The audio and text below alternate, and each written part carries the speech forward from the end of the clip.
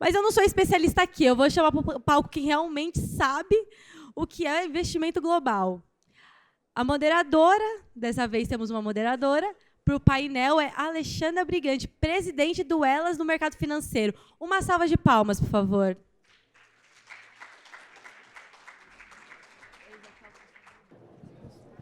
Bom, alguém aqui tem algum investimento estrangeiro? Levanta a mão, por favor. Poxa, pouquíssimas pessoas aqui. Eu acho que esse vai ser um momento de converter o pessoal, então, né? Com certeza vai ser um momento de converter o pessoal.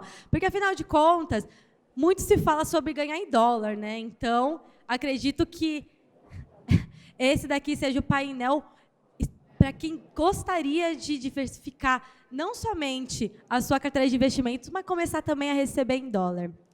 Eu chamo ao palco Alessandro Chagas Farias, diretor de investimentos Santander Brasil. Uma salva de palmas, por favor.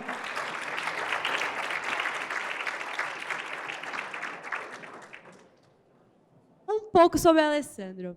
Ele é formado em administração de empresas pela UFRJ, tem MBA e pós-graduação em Direito Tributário pela FGV e é mestre em finanças avançadas pela AI Business School. Ingressou no Santander em abril de 2011, na tesouraria, onde foi responsável pelas mesas de vendas, estruturação e produtos. Em 2020, juntou-se ao time de tecnologia e operações, como responsável pela plataforma de investimentos, seguros e tesouraria. Atualmente, é o diretor responsável pela área de investimentos do banco, incluindo a plataforma de investimentos Toro.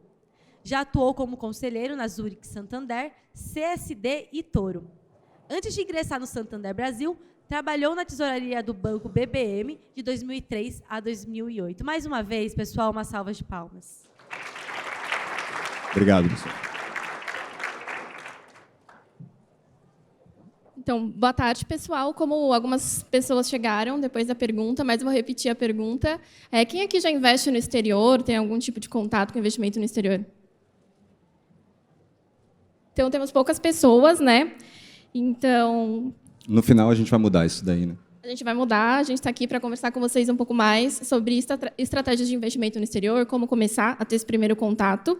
E o Alexandre já teve as apresentações, tivemos as apresentações já. Então, pode começar, Lê, vamos... Bom, vamos lá. Primeiro, eu queria falar que me deixaram numa situação um pouco mais complexa de falar de investimentos globais depois da semana que a gente teve com o Trump, né? Enfim, mas vou tentar ainda assim tirar aqui separar o ruído do barulho e trazer algumas reflexões importantes aqui para vocês, tá?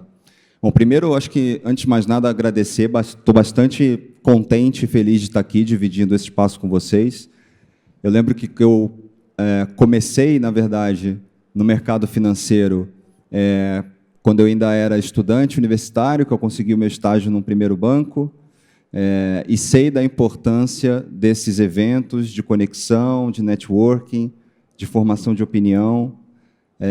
Então, compromisso meu aqui de, nos próximos 40, 50 minutos, trazer, de fato, informação relevante para vocês, para que o tempo valha a pena, né? Quando a gente fala de investir no exterior, no final do dia, assim, a gente vê o mundo cada vez mais complexo, cada vez menor também, né? A gente tem essa sensação, né, que o mundo está menor e está complexo. A gente acorda de manhã, como eu comentei, com o Trump taxando o mundo inteiro, na hora do almoço a China revida, aí você vai dormir, acorda no seguinte, o mercado está de cabeça para baixo, e aí você pensa, né, isso aqui é uma loucura, é muito arriscado, isso aqui não é para mim, vou ficar aqui no Brasil mesmo, que está mais tranquilo. Nem tanto, né? Na verdade, é o contrário, pessoal. Assim, quando a gente olha isso, e se a gente, de fato, conseguir conectar as pontas e estar muito bem informado, isso é uma grande oportunidade, é, de fato, sair da bolha, tá? Não sei se todos vocês têm esse número, mas hoje, o Brasil representa, no cenário mundial, 2% do total de investimentos no mundo, é Brasil. Então, você, na verdade, restringir a sua poupança, o seu investimento ao Brasil, você está perdendo a oportunidade de explorar 98% do que tem no mundo, tá? Então, só por esse prisma, entender como o mundo funciona e as opções de investimentos que você tem fora do Brasil já é bastante interessante. Então, no final, o que a gente quer, no final do dia, é que a gente saia daqui com uma mentalidade que eu chamo do investidor do século XXI, que é uma mentalidade de conexão, de informação e de visão estratégica, né? O investidor do século XXI é o investidor que pensa dessa forma. E uma coisa que acho que ela não comentou ali, que eu acho que é importante falar do ponto de vista de carreira, eu tenho 20 anos de mercado financeiro, 14 no Santander. Eu estava até brincando com o pessoal do stand agora, né? São 14 anos no mesmo CNPJ, mas com várias carreiras diferentes no banco, né? Enfim, já fiz um pouco de tudo. E passei 4 anos em tecnologia. Então, eu venho de uma escola de tesouraria, já fiz sales, trading, produtos, estruturação, mas passei 4 anos em tecnologia também do banco, durante a pandemia. E essa experiência em tecnologia, na verdade, ela foi fundamental para o que eu faço hoje na área de investimentos do banco. A gente, há muito tempo, não é mais um banco. A verdade é que o Santander é uma empresa de tecnologia. E por que eu estou falando isso, pessoal? Dentro do contexto de investir no exterior, a gente vai falar bastante aqui das empresas de tecnologia, mas pensando em formação em carreira no mercado financeiro, não é mais só sobre aprender finanças. Não é mais só sobre isso. É, de fato, também dominar a tecnologia. Então, essa combinação entre finanças e tecnologia, na verdade, ela é mandatória para quem quer, na verdade, ter uma carreira de sucesso e para quem quer, de fato, explorar outros horizontes além do Brasil. Então, Ale, no nosso dia a dia, nós temos contatos com diversas empresas estrangeiras. Então, a gente, Amazon, Netflix, o tempo todo. Apesar disso, poucos investem no exterior. Então, eu queria que você contasse um pouco para a gente as vantagens de por que, efetivamente, investir no exterior. Claro, vamos lá. Assim, acho que a palavra-chave aqui é diversificação, né, pessoal? Obviamente que há outros elementos também, né? Você poder acessar a inovação, você poder acessar outros mercados, mas o efeito de diversificação que isso traz no portfólio é muito potente. E essa palavra diversificação, acho que vale a gente gastar alguns minutos aqui para destrinchá-la melhor, porque diversificar não é só você escolher diversos ativos na sua carteira. Por trás da diversificação existe toda uma ciência quantitativa de gente, inclusive, que já ganhou o Prêmio Nobel e que mostra o quanto que o efeito da diversificação ele é positivo na análise de risco-retorno da carteira, né? Então, quando a gente olha o efeito da diversificação, eu quebraria ele, na verdade, em 3 componentes. Assim, o primeiro é, de fato, a relação risco-retorno. Então, para cada ativo que você tem na sua carteira, você tem um retorno esperado, mas, ao mesmo tempo, você também tem um risco associado a esse ativo, né? E quando você combina vários ativos com expectativa de retorno e risco diferentes, essa combinação te traz uma otimização do ponto de vista de risco-retorno. Por que ela acontece, né? Do ponto de vista matemático, por que essa otimização acontece? Por uma palavrinha-chave chamada correlação, né? Quando você combina ativos que não estão diretamente correlacionados, ou seja, que eles não se movem na mesma direção, você consegue, com esta combinação não correlacionada, fazer uma otimização do retorno do seu portfólio com uma redução do grau de risco, tá? Então, as fronteiras eficientes de Markowitz, quem já ouviu falar aqui, fala muito disso, né? Porque o efeito da diversificação do ponto de vista de risco, ele atua diretamente no que a gente chama de risco não sistêmico. O que é o risco não sistêmico? É aquele risco que está relacionado diretamente a um ativo ou a um setor. E você tem, do outro lado, o chamado risco sistêmico, que é aquele que afeta uma classe inteira de ativo ou um mercado inteiro. Então, por exemplo, o que aconteceu essa semana com o Trump, que fez com que as bolsas no mundo inteiro desabassem, é o que a gente chama de risco sistêmico. Esse risco sistêmico, dificilmente uma carteira diversificada vai conseguir eliminar, né? Porque ele atinge o mercado inteiro.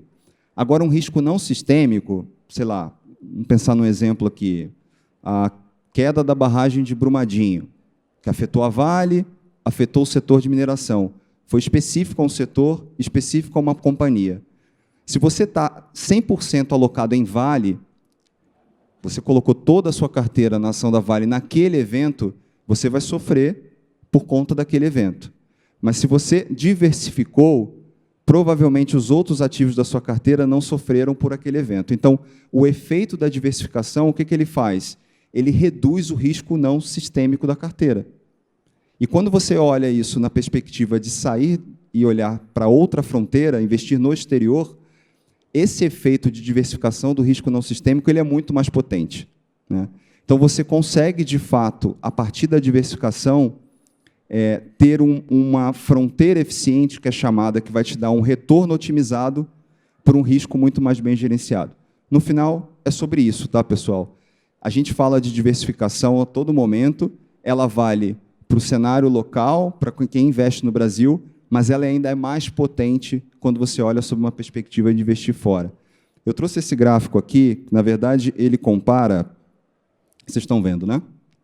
Ele compara o retorno de alguns índices de mercado, né, CDI, dólar e Bovespa, com o que seria o retorno de uma carteira balanceada. Tá? Por que é uma carteira balanceada? A gente, lá no Santander, a gente, obviamente, traça perfil de risco de cada cliente e, a partir desse perfil, a gente tem uma carteira recomendada. A carteira balanceada é exatamente a carteira que está ali no meio. A gente tem carteiras conservadoras a carteiras agressivas. A gente trouxe aqui a análise comparando uma carteira balanceada, mas fato é que todas as demais carteiras também têm um efeito de diversificação. E quando você olha, o retorno de uma carteira ele é ajustado ao risco muito mais suave, né, do que quando você olha efetivamente um ativo isolado, né? Obviamente que, com o tempo, esse retorno consistente, ou seja, o efeito da diversificação, vai fazendo com que você tenha melhores retornos associados ao risco. Aí a pergunta que vocês me fazem, mas eu vou ter sempre o maior retorno? Não necessariamente, né? Porque o maior retorno pode te trazer um apetite de risco que você não está sujeito a ou disposto a correr. Mas quando a gente olha, né, e esse cenário aqui a gente traz desde 2013, a gente vê claramente que as carteiras que estão diversificadas, elas, na média e no tempo, elas vão performando com uma relação risco-retorno muito melhor. Tá? Então, esse, no final do dia, pessoal, é o grande efeito da diversificação. Só a título de comparação, essa carteira aqui, que é a carteira balanceada, ela rendeu, desde 2019, 90%. Né? Quando a gente coloca aqui a carteira mais agressiva que a gente tem, esse rendimento vai para 140%. Ainda assim, ele não bate o S&P, mas, de novo, o que eu falei, o S&P é um índice único que você estaria all-in nele, sujeito a qualquer intempérie, sem efeito de diversificação, quando, na verdade, uma carteira diversificada te traria. Tá? Bom, esse slide acho que está meio desatualizado, né? A gente tem que colocar um último bullet ali, tarifando todo mundo, né? Taxando todo mundo. A gente vai ver o efeito que isso vai dar no tempo ainda, muito cedo para falar, mas fato é que essa semana foi um divisor de águas importante no mercado, do que está acontecendo, muita turbulência, muita volatilidade, daí, mais uma vez, que eu falei, a importância da diversificação. Mas quando a gente fala de diversificar no exterior, é óbvio que a gente tem que olhar para os Estados Unidos, né, a maior economia a nível mundial, vem cada vez mais sinalizando uma flexibilização da política monetária. Acho que isso, inclusive, agora vai acelerar se o cenário de recessão começar a ficar mais presente por conta do tema da taxação. Muito focado também e com desenvolvimento enorme no setor de tecnologia, ainda mais agora voltado para os temas de inteligência artificial. Tem o mercado de capitais mais desenvolvido do mundo, sem dúvida nenhuma, é o mercado americano, né? E tem, obviamente, muita gente inteligente lá, que não está só nos Estados Unidos, mas vai para os Estados Unidos para fazer a diferença. Aqui um pouco, esse slide também está bem desatualizado, só essas empresas de tecnologia em especial caíram em média quase 10% na semana passada, mas ainda assim mostra um pouco da relevância e da pujança do mercado americano, né? E o tamanho que ele tem em proporção aos demais mercados. Então, esse número aqui, quando a gente preparou essa apresentação de 58 tri, eu estava até fazendo essa conta antes de vir para cá. Fechamento de sexta-feira, esse número caiu para 45 trilhões. Tá? Então, o mercado americano, em uma semana, evaporou 13 trilhões de dólares de valor por conta das turbulências. Enfim, é do jogo.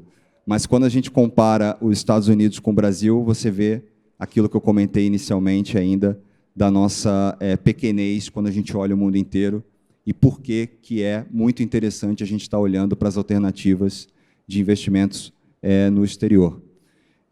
Eu só vou terminar esse slide aqui, eu passo para você de novo, só para concluir a pergunta que você me fez. Esse aqui também é bem interessante, que mostra uma outra face dessa conversa, que é a pujança da economia americana, né? Então, a gente fez um gráfico aqui, bem visual, que basicamente diz o seguinte: ali em 94, quando a gente implanta o Plano Real, a paridade real-dólar era de 1 para 1, né? Então, R$1 custava $1. Quando a gente passa o tempo e traz o poder de compra das duas moedas até julho de 2024, meio do ano passado, o que esse slide está dizendo para a gente? Aquele R$1 que eu tinha, aqueles R$100 que eu tinha em 94, compra hoje o mesmo que R$12. Tá? Então, a minha moeda desvalorizou mais de 8 vezes em relação ao poder de compra dela, enquanto que a moeda americana caiu um pouco mais que a metade. Então, os $100 em 94 equivaleriam a $46 em 24, ou seja, 30 anos depois. Isso mostra também a força do dólar quando a gente compara com moedas de países emergentes, ou seja, o efeito da diversificação também em moeda forte é um componente interessante para ser olhado. Tá? Mas era isso. Acho que, dado esse contexto geral, aí, com a atualização praticamente em tempo real, vamos conversar agora um pouco sobre mitos e verdades sobre investimento no exterior. Então, o primeiro que eu queria trazer é: precisa de muito dinheiro para investir no exterior? Não precisa. Na verdade, precisa de muito pouco. Para começar, dá para começar com R$100, que são os investimentos, ou até menos, né, os investimentos de ativos listados em bolsas, como os ETFs, os BDRs. Isso já foi uma verdade no passado, mas hoje é completamente mito. E é complicado? Não é complicado, é muito simples. Na verdade, você pode investir no exterior sem necessariamente abrir uma conta em uma corretora ou em um banco lá fora. Você pode fazer isso no Brasil, na B3, ou até mesmo comprando fundos de investimentos que tenham alocação no exterior. Então, também é um outro mito, e esse é bastante mito mesmo. Assim, na verdade, é muito simples investir no exterior hoje em dia. Tão simples quanto comprar um produto local, um tesouro direto, um CDB de um banco. Né? E é arriscado? Bom, arriscado depende, né? Todo investimento tem o seu risco. A gente fala, né, vou investir no exterior, não sei para onde vai o dólar, não sei o que vai acontecer com os Estados Unidos amanhã, mas eu sempre gosto de lembrar de uma frase que eu falo bastante lá no banco, acho que é um provérbio dinamarquês, que fala que é muito difícil fazer qualquer tipo de previsão, especialmente sobre o futuro. Né? Então, assim, não acho que a gente deveria investir no exterior tentando acertar o futuro. A gente, na verdade, deveria investir no exterior para estar preparado para o futuro. Né? Então, diversificar com disciplina e com visão de longo prazo vai fazer com que ele seja menos arriscado. Ale, agora, considerando todos esses pontos positivos que você trouxe para a gente, quais são as principais formas para a gente investir no exterior hoje? Então, eu falaria de algumas, assim, começando das mais simples. ETFs. Acho que ETFs se popularizou muito nos últimos anos pela simplicidade e pela completude, né? Para quem não sabe, os ETFs, né, a sigla de Exchange Traded Funds, são fundos de índice. Eles têm, na sua carteira, já uma diversificação natural. Né? Eles replicam um índice de mercado, como o S&P, o MSCI, ou ele pode replicar índices de commodities. Então, quando você compra um ETF, você já está, de certa forma, comprando uma carteira diversificada. Ele é um veículo barato, do ponto de vista de taxa e de custo, e de muito fácil acesso. Né? Você compra um ETF como você compra qualquer ação. Então, o ETF, eu diria que talvez seja a porta de entrada.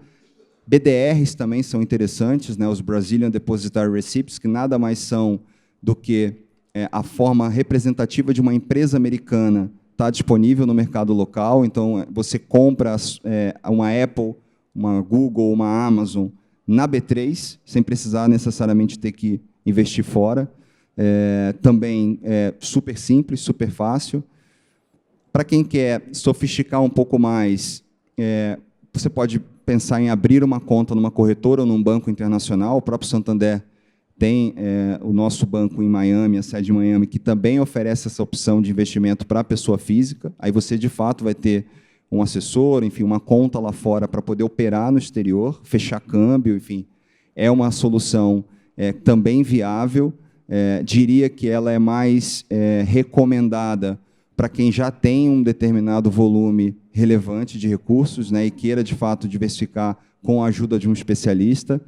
Mas, ainda trazendo para o mercado local, se você quiser, de fato, delegar na mão de um especialista a alocação de parte do seu portfólio no exterior, sem necessariamente querer sair do Brasil, você pode fazer isso aplicando em fundos locais que tenham alguma exposição, ou na sua política de investimento, exposição global, né? Então, diria que, assim, a grosso modo, sem ser exaustivo, essas 4 principais formas de investir: ETF, BDR, fundos globais, né, fundos de investimento no exterior, e, efetivamente, a abertura de uma conta numa corretora lá fora. E, em relação ao operacional, você ainda acha que é muito difícil? Ou quais seriam os próximos os passos para a gente começar a investir no exterior? Ou, hoje, com a tecnologia, a gente pode fazer isso muito mais facilmente? Muito mais fácil, né? Eu comentei no início, né? Na verdade, a tecnologia ela trouxe uma facilidade enorme, tanto na jornada de abertura de conta, quanto no acompanhamento da posição, na execução das operações. Ficou muito mais fácil, né? Mas eu diria que, mais do que a questão operacional, a pergunta que vocês precisam se fazer é por quê, né? Por que eu quero investir no exterior e como que eu começo a fazer isso, né? Então, eu já falei um pouco aqui, mas acho que eu trouxe esse slide aqui que eu acho que resume bem o que eu diria que, sim, são as 4 grandes pontos que a gente deveria cobrir quando a gente está falando de começar a investir no exterior, né? Então, a primeira coisa é definir o objetivo, né? O que eu quero? Eu quero fazer algo que seja mais de longo prazo, eu quero uma proteção cambial, porque eu estou pensando em estudar fora e eu quero já fazer uma poupança em dólar para que lá na frente eu consiga pagar minha faculdade no exterior. Eu quero ter acesso, eventualmente, a empresas que estão na vanguarda na inovação, que, eventualmente, no Brasil ainda não tem essa possibilidade. Então, definir o objetivo é o primeiro passo, tá? E eu diria que, aqui com um viés, né, eu acho que, assim, investir no exterior com a visão de curto prazo, na minha opinião, não é a mais recomendada, tá? Eu acho que, de fato, o nome do jogo aqui é disciplina e visão de longo prazo. Isso não significa que tem que começar grande, tá? Então, por isso que a visão de longo prazo é importante, porque começa pequeno, investindo pouco, aprende sobre o mercado, lê bastante, pensa lá na frente e vai refinando os seus objetivos ao longo dessa jornada, tá? Outra coisa super importante, escolher o produto. Aqui não necessariamente precisa ser só um produto, como eu comentei anteriormente, tem várias opções hoje no mercado disponíveis, mas também saber em que investir também é relevante, e conhecer os custos, né? Fato é que, quando a gente olha no cenário local mesmo, né, no Brasil, já não é trivial você entender todos os custos que estão embutidos num produto de investimento, né? Produto que tem fundo com taxa de administração, tem outro que tem comissão de distribuição, tem outro que tem um flat fee, quanto que eu pago, taxa de custódia. Quando você vai para um cenário de investir fora, isso se amplia, né? Então, daí a necessidade de vocês, de fato, entenderem quais são os custos associados àquele investimento que vocês estão fazendo. Isso daqui, por uma questão regulatória, é obrigatório que a instituição que esteja distribuindo, emitindo, ou seja, comercializando os produtos, deixe claro para o investidor. Então, antes de investir, leia a brochura, leia term sheet, lâmina, tem que estar lá bem discriminado quais são os custos que estão associados ao investimento. Super importante também. E, o que eu já acabei falando aqui, repetindo novamente, ter um plano e começar pequeno. Acho que esse é um outro grande... A gente acabou falando disso no mito também, mas reforçar aqui, né? E falo até na visão de quem lá atrás também tinha muito essa dúvida, né? O mercado financeiro, ele para quem não vive esse ambiente e que está de fora, acha que é muito complexo, de fato tem a sua complexidade, mas ele também tem a forma correta e simples de fazer. Investir no exterior também não é um bicho-papão e, cada vez mais democratizado com tecnologia, você pode começar pequeno. Então, ter um bom plano, conhecer o que você está comprando e começar, eu diria que é aqui talvez o roadmap, aí, né, a trilha mais indicada. O planejamento é essencial até pela questão de diferir os riscos no tempo, né? Então, é algo que a gente não pode pular. Mas a gente consegue fazer investimento no exterior através das plataformas do Santander hoje, Ale? Sim, sem dúvida. Assim, a gente tem no Santander, como eu falei, o Santander é o único banco global com presença de varejo no Brasil, né? Então, a gente dá, desde a opção do cliente, de fato, ter uma conta global, né? A gente tem um banco em Miami super completo com opções de investimentos para quem quer investir abrindo uma conta no exterior, mas também a gente tem opções de investimentos para quem quer ter exposição global sem querer sair do Brasil. Tá? Então, a gente tem a nossa plataforma aberta, que é a Toro, que é uma corretora que a gente compra no final de 2023, já integrada no nosso ecossistema. Por lá, você pode ter uma experiência 100% digital, comprando esses produtos que eu comentei, ETFs, BDRs, fundos, e o próprio ecossistema do Banco Santander também, a nossa asset, o Rudolf, inclusive, estava aqui de manhã, o CEO da SAM, né, da Santander Asset Management, falando dos fundos. A nossa asset também tem fundos dedicados a investir no exterior. Então, assim, no final do dia, por ser um banco global, não podia ser por menos, né? A gente tem que, de fato, ter essa oferta, mas não só ter a oferta, é, de fato, uma oferta bastante competitiva e diferenciada. E hoje, digamos que eu vou começar a investir no exterior hoje, que conselho você daria, não só para mim, mas para todos os jovens que estão presentes aqui? Bom, eu acho que eu já falei bastante, mas se eu tivesse que resumir, assim, um conselho para vocês saírem daqui comecem já e comecem pequeno. Comecem pequeno. Curiosidade, pessoal. Curiosidade é a palavra do jogo, entendeu? Produtos simples, com baixo custo, que já vão te dar a exposição com um investimento baixo. Começa pequeno, vão aprendendo, vão sentindo o efeito da diversificação, como isso traz, na verdade, ao longo do tempo, uma relação risco-retorno muito melhor para o portfólio, e ao ponto que vocês vão ganhando confiança, que vocês vão aprendendo mais, vocês, ao passo, vão aumentando essa alocação. Mas começar pequeno e começar simples, eu diria que é a principal dica. Bom, acho que a gente pode partir para uma recapitulação e ouvir um pouco a plateia, algumas perguntas. O que você acha? Vamos lá. Só terminar com essa frase aqui do Larry Flynn, que eu gosto muito, né, que ele diz, né, que está bem conectada com isso que a gente está falando aqui, né, que é essencial olhar além das fronteiras e compreender como tendências globais modam as oportunidades locais. Então, de novo, a gente é um país que tem um mercado de capitais super desenvolvido, de verdade, mas quando a gente olha o tamanho da oportunidade no mundo, a gente ainda é muito pequeno, e daí a provocação que a gente tem que se sair daqui o que mais eu poderia estar fazendo com o meu portfólio que eu não estou fazendo, né? E, só antes de abrir para perguntas aqui, acho que fazer o merchan, né? Não poderia deixar de fazer o merchan, a gente está com o nosso programa de estágio aberto, né? O Z-Summit é uma oportunidade muito bacana que vocês têm de conhecer o Santander, mas também da gente conhecer vocês. A gente está com as inscrições abertas aí até o final de abril. Ano passado, a gente contratou 12 estagiários daqui do Z-Summit, então é um local onde a gente entende que tem bastante conexão. E, enfim, só deixar aqui, mais uma vez, registrado que a gente está com o nosso programa aberto, a gente tem um stand lá. Quem não passou ainda, passa lá, que a gente vai ter um prazer enorme de falar com vocês. Tá bom? É isso, e acho que, só reforçando, no mundo, nossas experiências diárias elas são globalizadas, então não faz sentido que a gente fique restrito nos investimentos, a só investimentos no Brasil. E certeza. Muito obrigada, Lê, pelo papo, foi muito esclarecedor, e espero que alguém aqui hoje pense em realmente começar a investir no exterior depois dessa conversa. Eu que agradeço. Obrigado, pessoal.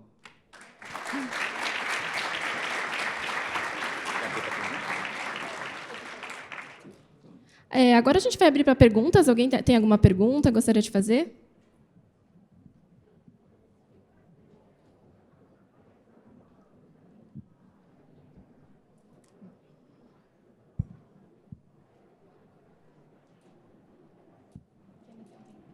Sim, sim. Essa parte não estava no script, mas a gente... Sim, claro, com certeza. Boa tarde. Você comentou sobre o mercado americano, mas quais outros mercados você acha que a gente deveria estar de olho também atualmente? Excelente pergunta, é verdade. No final, a gente foca muito no mercado americano, que é o mais desenvolvido e é o mais relevante, né? Mas eu diria que, principalmente ligando no assunto de tecnologia que eu comentei no início, eu acho que a China é um player muito relevante também nessa frente, né? O mercado asiático, de uma forma geral, China, Japão, são mercados que a gente tem que estar de olho também, tá? Principalmente nessa disputa e nessa corrida pela inteligência artificial, eu diria que hoje China e Estados Unidos estão meio que par e passo, com algumas pessoas, inclusive, defendendo a tese de que, na verdade, a China está na frente dos Estados Unidos nessa corrida. Tá? Não só pelo que a gente vê publicado, né, que é público, né, é o ChatGPT, que depois vem o DeepSeek, mas o que está acontecendo também nos bastidores dá muito esse sinal de que a China é um player relevante em tecnologia. E quando você vê hoje, na verdade, né, quase 70% do S&P é formado por empresas de tecnologia. Né? Então, é impressionante o que aconteceu nos últimos 15 anos, pouco mais, 15, 20 anos, em que você tinha ali, quando você olhava o S&P, você tinha as petroleiras, né? Você tinha as grandes siderúrgicas americanas que foram, não que elas deixaram de ser importantes, mas no quesito de relevância, perderam muita relevância para as empresas de tecnologia. Né? Então, com esse olhar de tecnologia, eu vejo a China ali andando de lado com os Estados Unidos e como uma oportunidade bacana para você olhar também. Mais alguém gostaria de perguntar?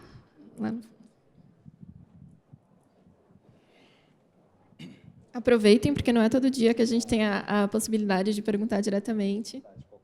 Opa, boa tarde. A gente vê em muitas gestoras e gestões de carteira assim, uma questão geográfica que acaba sendo tendenciosa, né? Então, como a gente pode fugir disso de uma maneira a se aprofundar em outros mercados internacionais,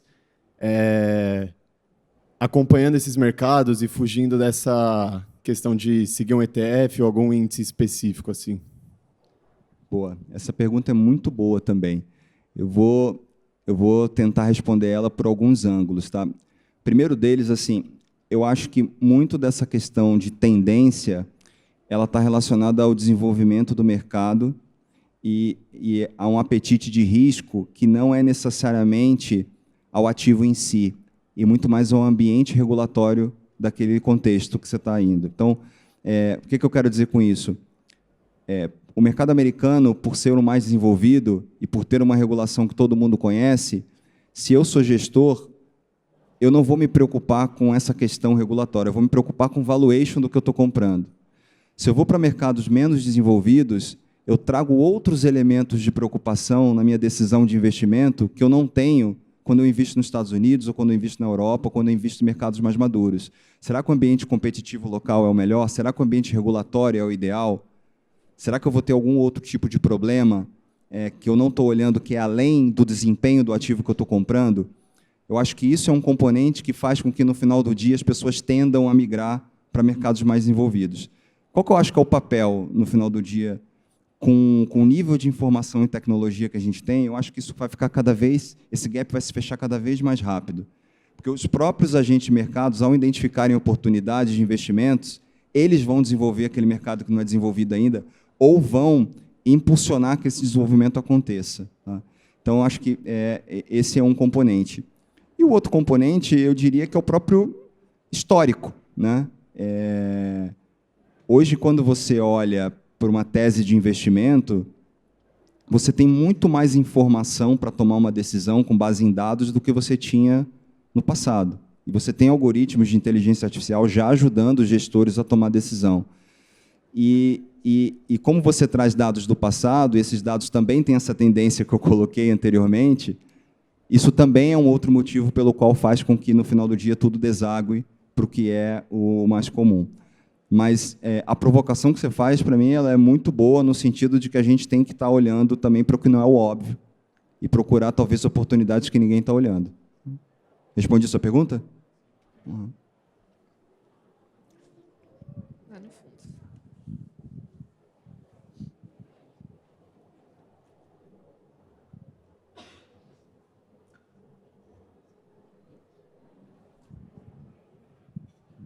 Acho que é ali atrás, ó, lá atrás.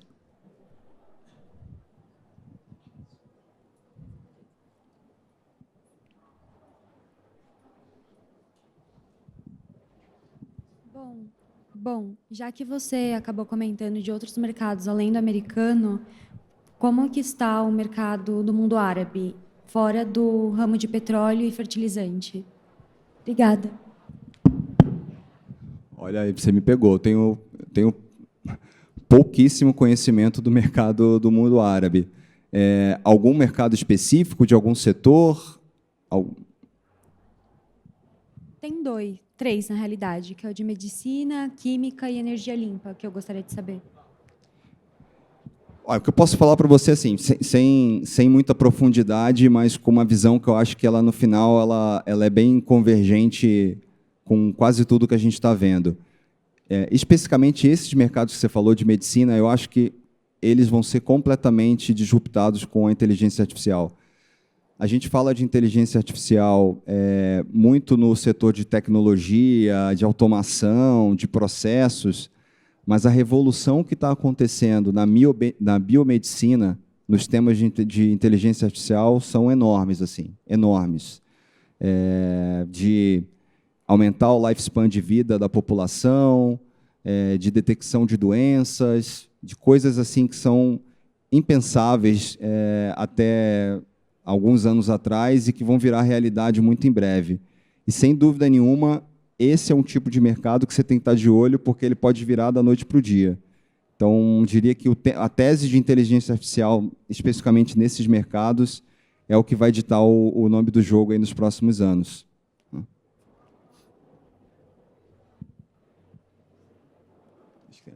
Tem ali, né?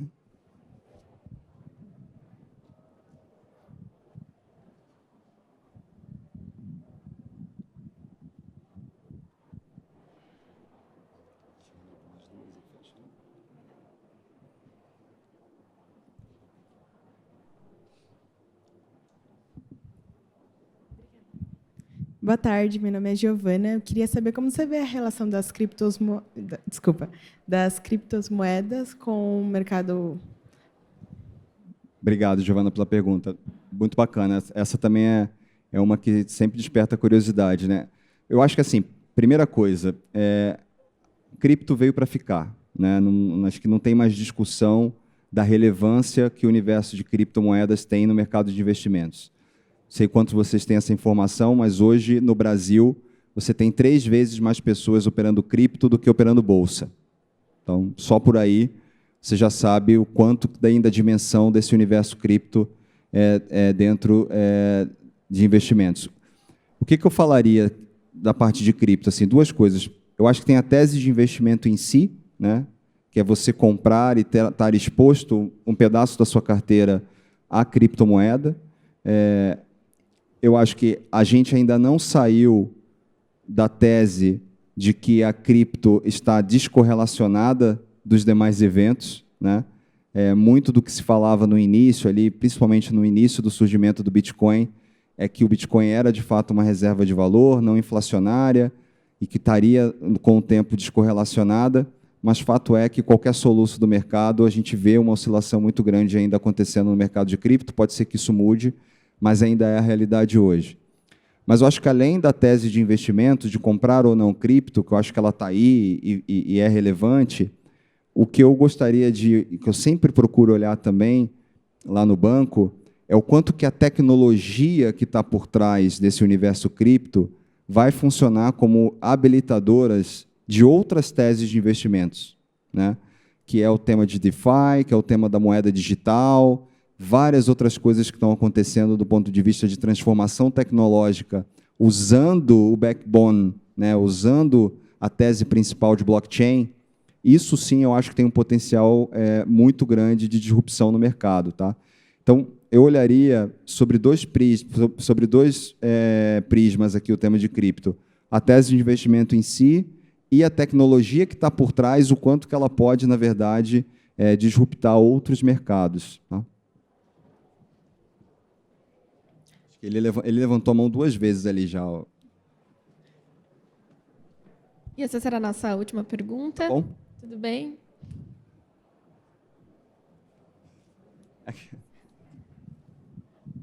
Pá, tudo bem. Primeiro, agradecer aí a presença.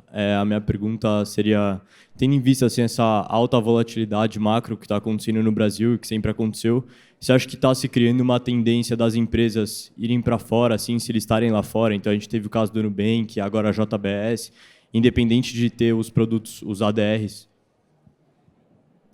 Boa pergunta. Eu não acho que o incentivo para as empresas listarem seus papéis fora do Brasil está relacionado à volatilidade do mercado local. Eu acho que está muito mais relacionado ao que eu falei no início do tamanho do mercado. Né? Assim, falei novamente, a gente representa 2%, enquanto que 98% é fora do Brasil. Eu acho que a empresa, quando ela toma a decisão de listar um papel na NYSE, na Nasdaq, ela está, na verdade, procurando um bolso maior de investidores, porque ela está vendo que talvez o mercado brasileiro não seja suficiente para atender o apetite de capital que ela tem. E aí o que passa pelo mercado brasileiro também é um recado para a gente se desenvolver. E aí, conectando a pergunta que você fez, é o investidor estrangeiro olhar para o mercado brasileiro e falar que lá é um ambiente seguro, é um ambiente regulatório estável, e fazer com que esse mercado cresça. Na medida que o mercado brasileiro... A gente não tem um IPO, não sei, mais de 2 anos a gente não tem um IPO na Bolsa. Acho que o último foi da Sabesp, que foi uma estatal. Então, assim, o mercado brasileiro voltando a se desenvolver, atraindo investidor estrangeiro, vai fazer com que essa companhia hoje que cogite listar fora, repense. Acho que está muito mais relacionado ao tamanho do mercado do que à volatilidade. Tinha uma pessoa ali que levantou a mão algumas vezes aqui, ó. Não sei se ele quer perguntar ainda, a gente... Eu queria saber sobre o impacto da inteligência artificial no mercado financeiro. Pô, se você souber, você me fala, viu? Eu diria que ele é inimaginável, assim. E o que eu posso te falar? Ele não é um impacto de médio e longo prazo, ele é um impacto de curto prazo. Isso é uma coisa que a gente vai ver em 1, 2 anos, já com coisas tangíveis e concretas acontecendo. E acho que ainda está caminhando, né? É um mercado que a gente está tendo esse contato mais intenso agora e que não é possível mensurar o impacto real, realmente. Vou dar um exemplo para você. Inclusive, a gente lançou essa semana, eu dei até uma entrevista no Valor Econômico essa semana para anunciar. A gente lançou no Santander a primeira ferramenta de inteligência artificial generativa do mercado de assessoria de investimentos, que a gente lançou, é do Santander. O nosso assessor de investimento hoje ele já tem um prompt, tipo um chat GPT, em que ele consegue preparar um pitch customizado para ter uma conversa com o cliente. Por trás desse motor, o que tem? Informações do cliente, informações do cenário econômico, de recomendação. Então, o tempo que ele demoraria para montar um pitch, para ter uma conversa com um cliente, que demoraria 1, 2 horas, ele simplesmente digita o nome do cliente ou sobre o que ele quer falar, e este algoritmo de inteligência artificial já prepara o pitch inteiro para o assessor. Ele pode decidir se ele quer um pitch formal, informal, longo, curto, manda por WhatsApp, manda por e-mail, só digitando um prompt. A gente fez um piloto com a nossa assessoria antes de lançar, e no piloto, no grupo de controle, a produtividade do assessor aumentou em mais de 1 hora por dia. 1 hora por dia do assessor que ele perdia, entre aspas, preparando a conversa com o cliente, que agora ele consegue fazer de forma automática. Então, assim, esse é um pequeno exemplo de coisas que a gente implantou agora, mas quando a gente olha para frente, 1 e 2 anos, muito mais vai acontecer. Acho que era isso. É isso, então. Queria agradecer a Lê novamente pelo papo, foi muito enriquecedor e espero que vocês se sintam um pouco mais incentivados a investir no exterior, acessar a plataforma e também a fazer o processo seletivo do Santander. Muito bom. Bom, de novo agradeço aqui a oportunidade, pessoal, e estamos à disposição lá de vocês, tá bom? Obrigado, bom evento.